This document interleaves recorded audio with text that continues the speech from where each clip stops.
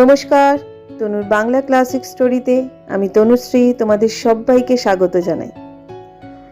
আমার আজকের নিবেদন লেখক তারাপদ রায়ের একটি ছোট গল্প, গয়া 1924। গল্পটা শোনার অনুরোধ রইল।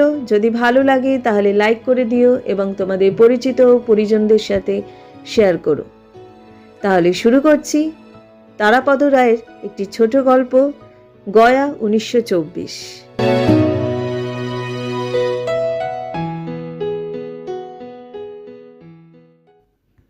শেষবার আমরা যখন বাড়ি বদলালাম, অর্থাৎ আগের বাড়ি ছেড়ে এখনকার বাড়িতে এলাম, সে প্রায় 8 বছর আগের কথা। লোকে যখন একটা বাড়ি ছেড়ে অন্য বাড়ি যায়, অনেক জিনিস ফেলে আসে, কিছু ভুলে ফেলে আসে, আবার কিছু ইচ্ছে করেও ফেলে আসে।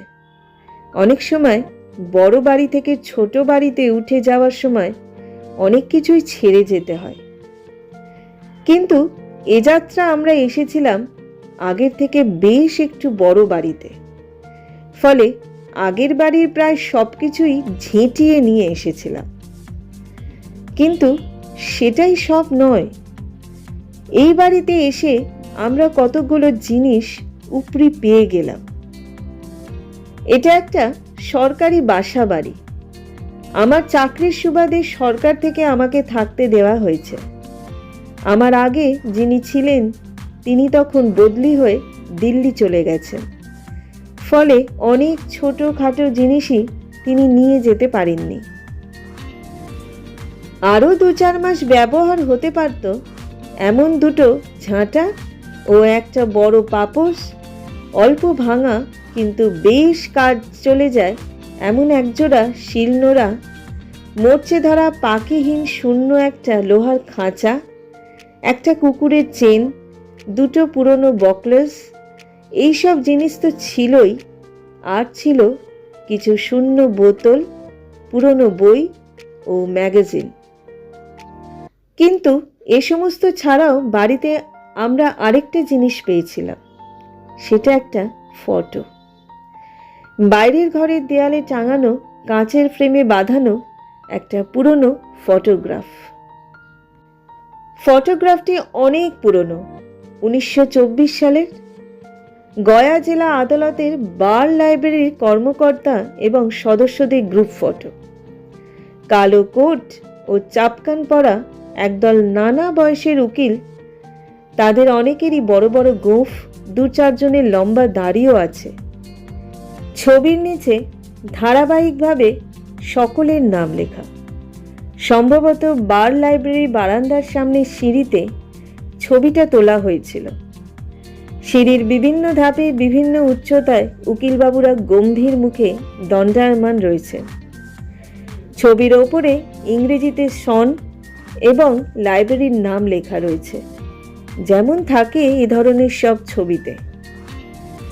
বুঝতে পারলাম এই বাড়িতে আমার আগের বাসিন্দা যিনি ছিলেন তিনি ভুল করে এই ফটোটি ফেলে রেখে চলে গিয়েছেন। শেষ মুহূর্তে দেয়াল থেকে ছবিটি খুলে নিয়ে যেতে ভুলে গেছেন।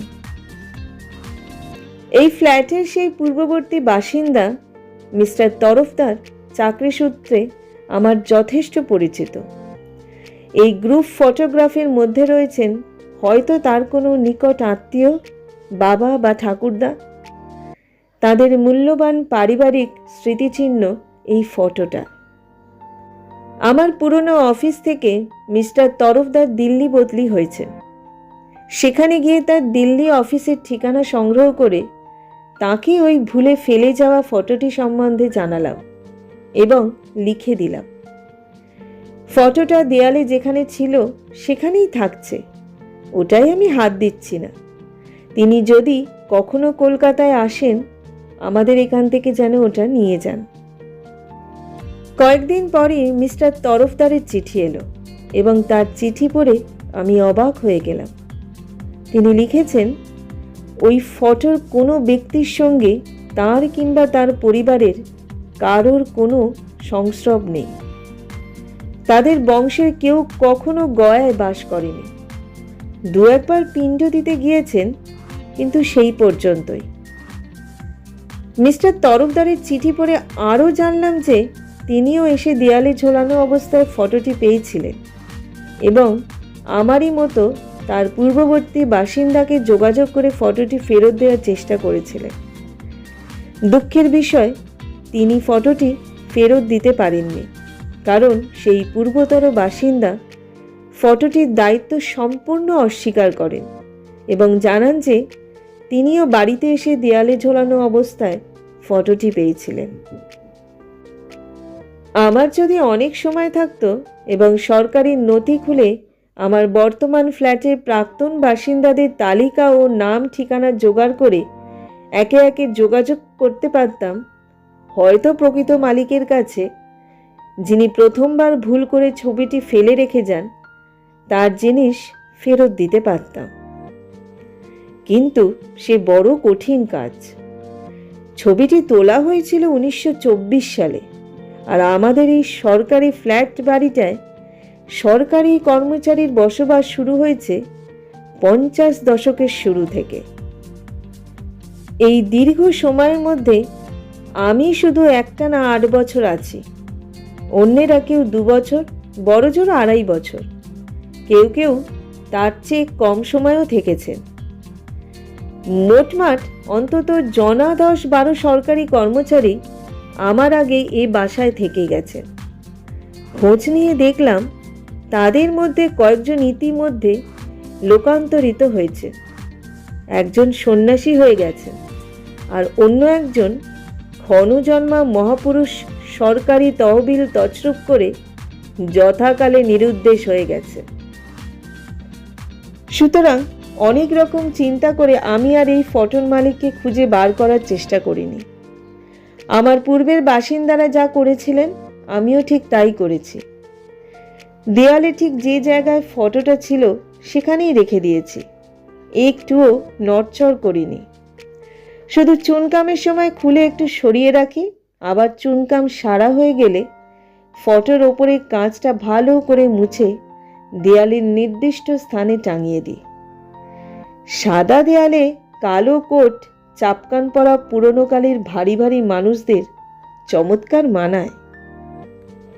আমাদের বাইরের ঘরে কেউ এলেই ছবিটার দিকে তার নজর যায়। তাদের মধ্যে কেউ কেউ জানতে চান, আপনারা কি আগে গয়ায় থাকতেন? আমি এই প্রশ্নের কোনো সরাসরি উত্তর দিই না, শুধু একটু মৃদু হাসি।